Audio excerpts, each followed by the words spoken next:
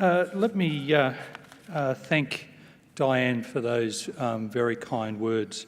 I have to say they're not the person that I actually would have described. I would have started off by saying, and I'm sure, in fact, if you'd asked Richard Goyder, he would have said, a hopeless Essendon tragic. But anyway, we all have our crosses to bear.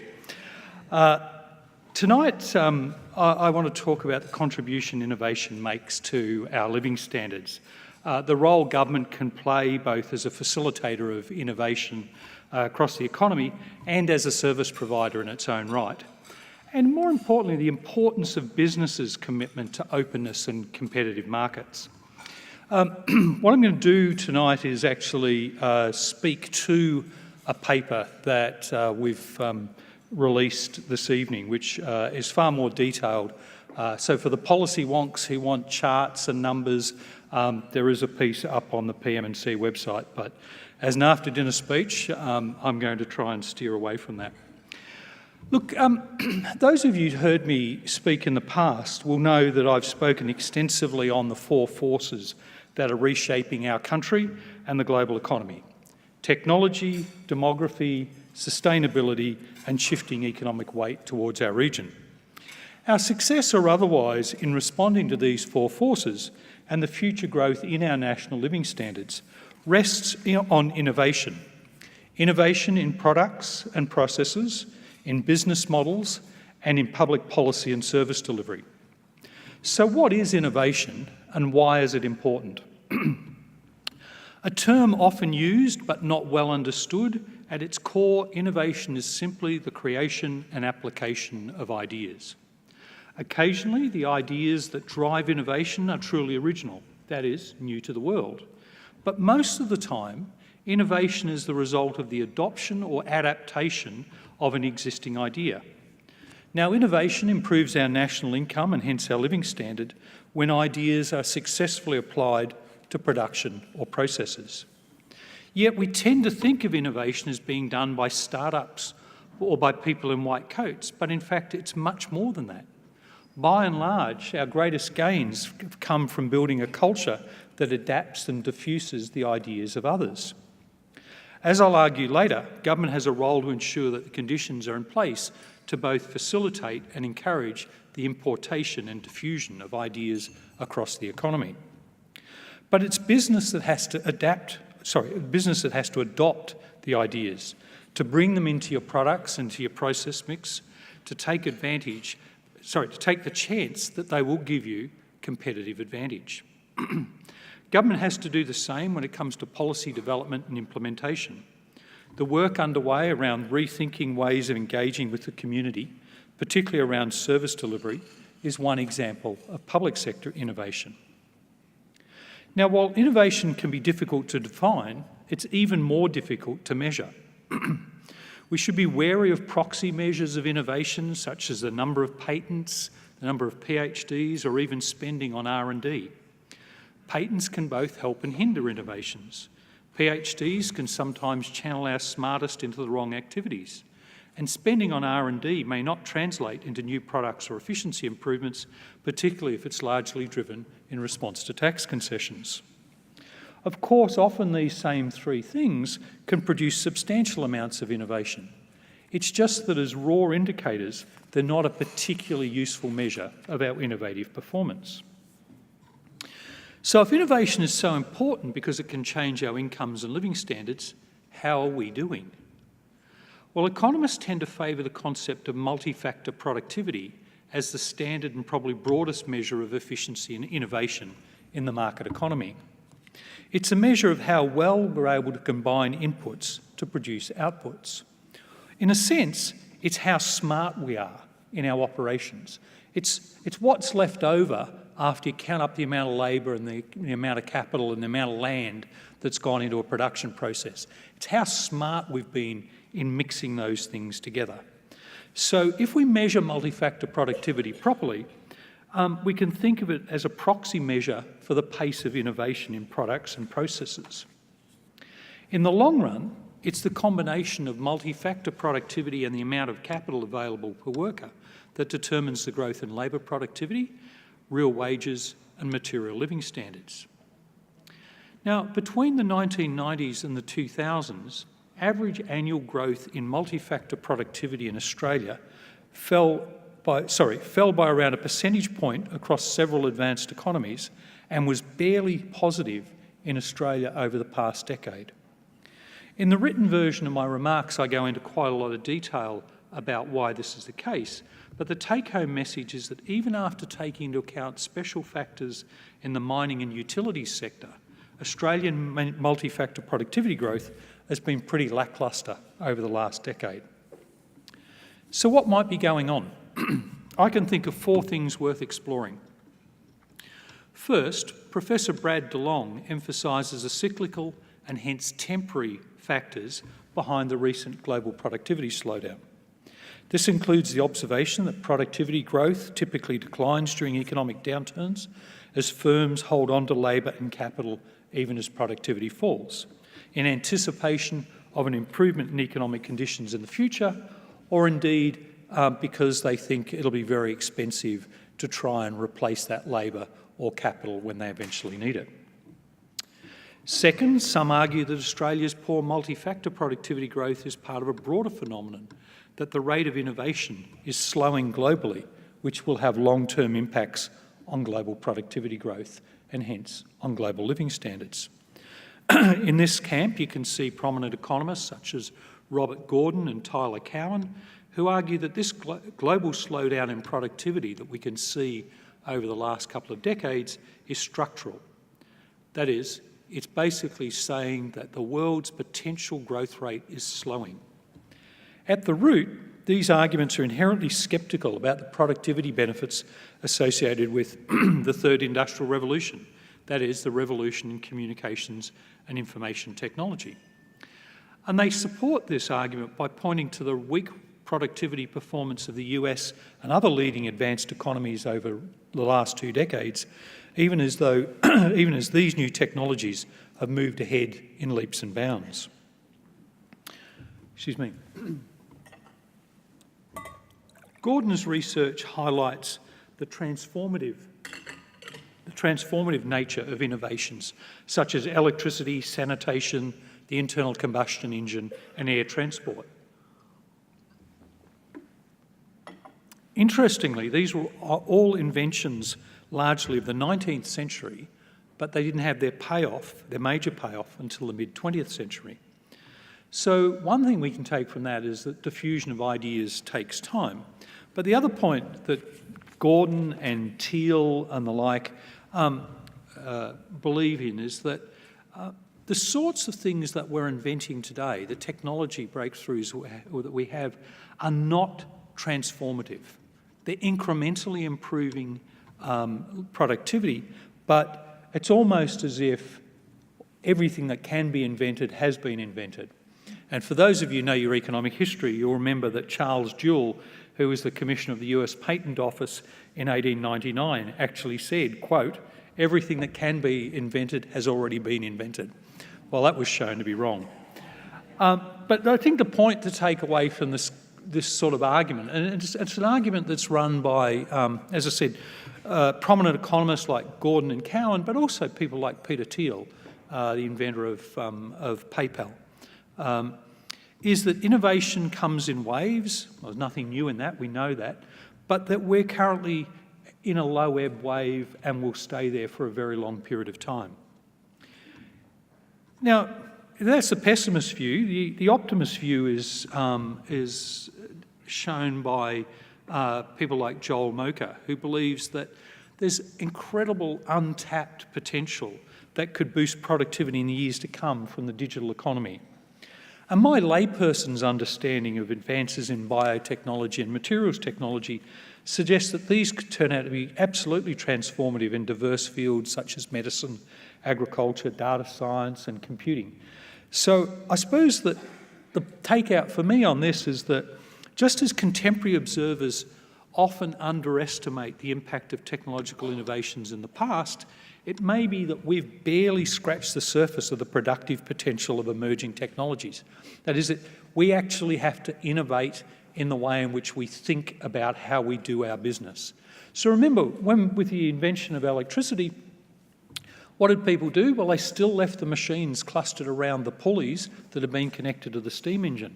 It took a good 30 or 40 years before people realised that actually you could put standalone motors in machines and distribute them around the workplace in ways that allowed you to gain other efficiencies. Question I'd pose to you is, are we at that point with the ICT revolution? I don't know. The one thing I do know is that whether technological advance is speeding up or slowing down, what we can be confident about is that hastening the pace at which we innovate is critical to our relative competitiveness and ultimately to our living standards. If the pace of technological innovation is slowing, then it's imperative that we innovate faster. That is, we get closer and closer to the technology frontier so that we can support our living standards.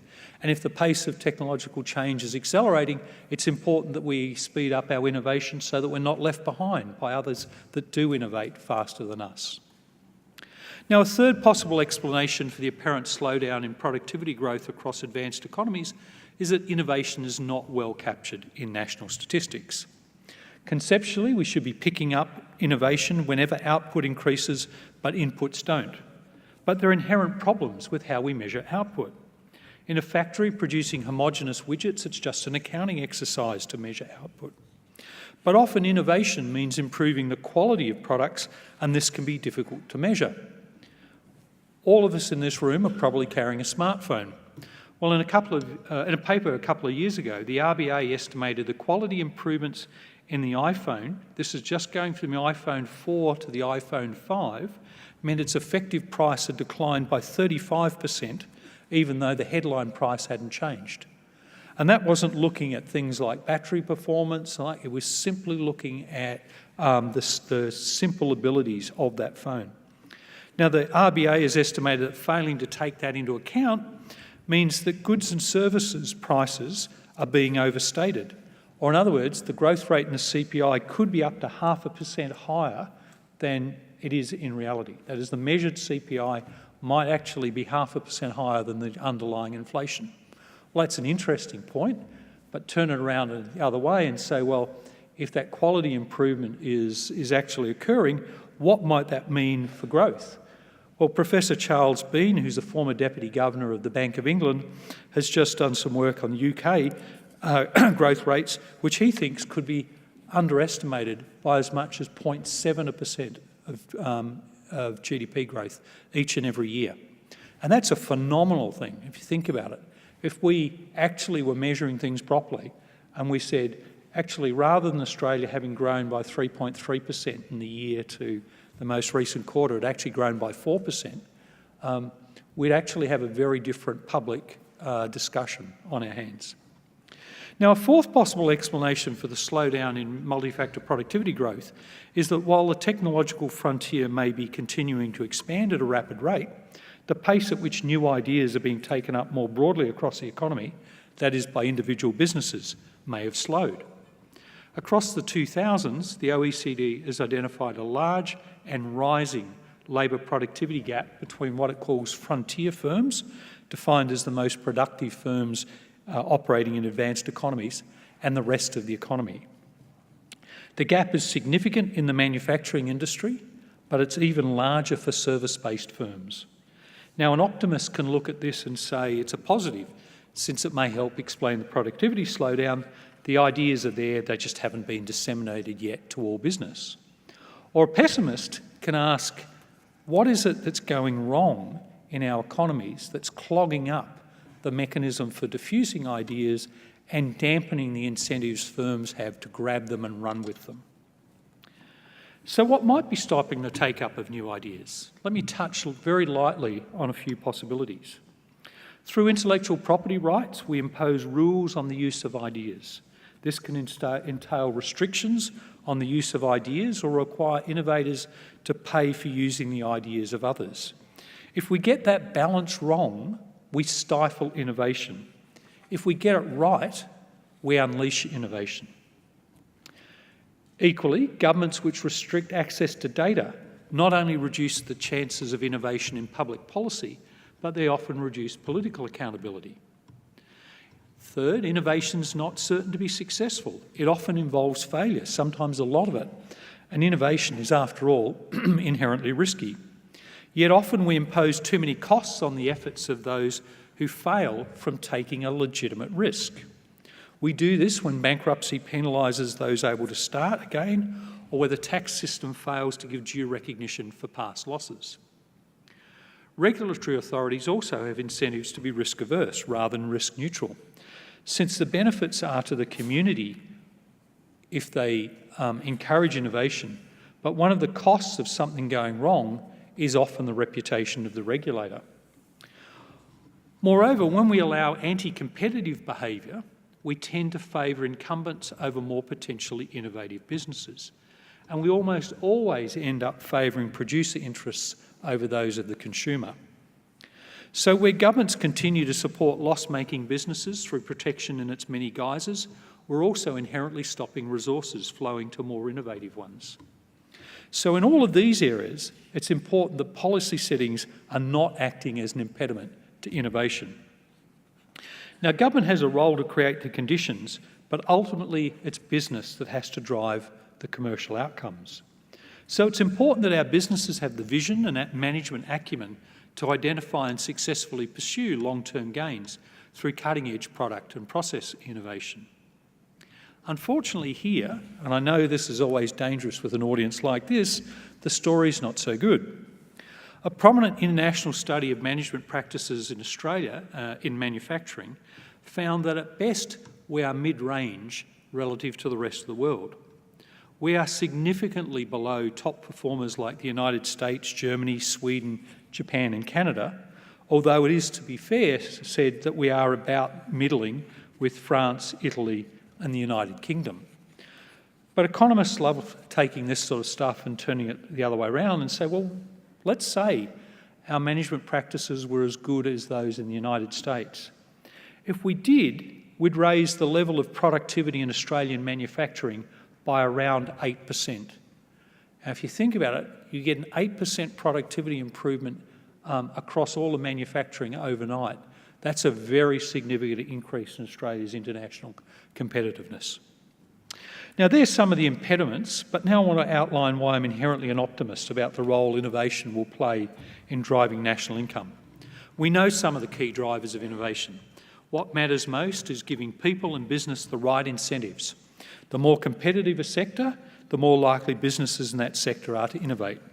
Competition means businesses are encouraged to get ahead or to adopt the successful innovations of others quickly. Competition also means the resources of unsuccessful businesses are quickly reallocated to more productive uses. By maintaining open trade arrangements, Australia's relatively small market benefits from producer specialisation and our exports and more domestic competition. When faced with the threat of imports, sectors which appear highly concentrated can be forced to innovate to maintain their advantage. This is particularly relevant given the world is seeing a marked shift in economic weight from the countries of the transatlantic towards those of our region. With around 3/4 of annual world growth coming from emerging market economies, there's massive opportunity in the Asian marketplace. This also presents challenges, as tradable goods companies know only too well. More and more, it will be service-based companies, not just manufacturing and agriculture or miners, that are competing in the global marketplace. Yet, unlike in resources and commodities, Australia has no inherent comparative advantage in the service sector writ large. As I've noted before, Beijing is closer to Berlin than it is to Brisbane. So if we're to grasp the opportunities that the Asian market offers, we will need to work for them, and above all else, we'll need to innovate to gain competitive advantage. We also need to ensure that we're well positioned to capitalise on the rapid growth and innovation that will inevitably come from others within the region. With the 800 million Chinese who no longer need to focus solely on subsistence, we will see more entrepreneurs and innovators whose ideas will benefit us all. Open trade, investment, modern communication and data technologies vastly open up the scope for innovative growth across our economies. Business now faces more price and product competition than ever before. Those industries and businesses that are international in their outlook have already hooked into global supply chains, embraced change and adapted to the challenges that they need to face to remain competitive. They will not only survive the structural shifts in the global and national economy, but they'll benefit from tapping into that global marketplace. A globally competitive traded sector is important, but it is not enough. We also need to ensure that our non-traded sectors are innovating. We need to create the conditions for innovation in areas like human services that will become an increasingly large share of our economy as our population ages. Placing the consumer at the centre of service provision and creating the conditions for continuous improvement is at the heart of Professor Ian Harper's recommendations that we introduce competitive forces into non-traded parts of the economy, like health and aged care. Professor Harper notes, though, that we need to recognise that there are limits, but the cost of delivering services to Australia's ageing population is projected to nearly double as a share of the economy between 2015 and 2055. So if we want to avoid those sectors becoming a drag on national income growth and to lift the income of workers in those industries, we have to improve their multi-factor productivity. We have to ensure that conditions are in place that those sectors are responsive to consumer interests, and yet they are those that are least reformed of all sectors of the economy, largely escaping the previous reform efforts of the 80s and 90s. So you can say that I'm optimistic about the ability to lift innovation because basically there's so much more to do. So let me conclude. In the 1930s, Keith Hancock said Australians, and I quote, have not grown rich because of their policies, but that being already rich, they've been able to afford such policies, unquote. Perhaps at times in our history, demand for our resources had made many of us rich for reasons other than our ability to innovate. But those times are now well and truly behind us. Our future will be determined by the resourcefulness of our people, not the resources lying under our feet. Multi-factor productivity is a measure of how we as a nation choose to utilise the endowments we've been given. It underpins our long-term national income growth. It's the broadest measure of innovation in our economy, and it's where we'll see the benefits from the policies that favour no single interest group but the wider community.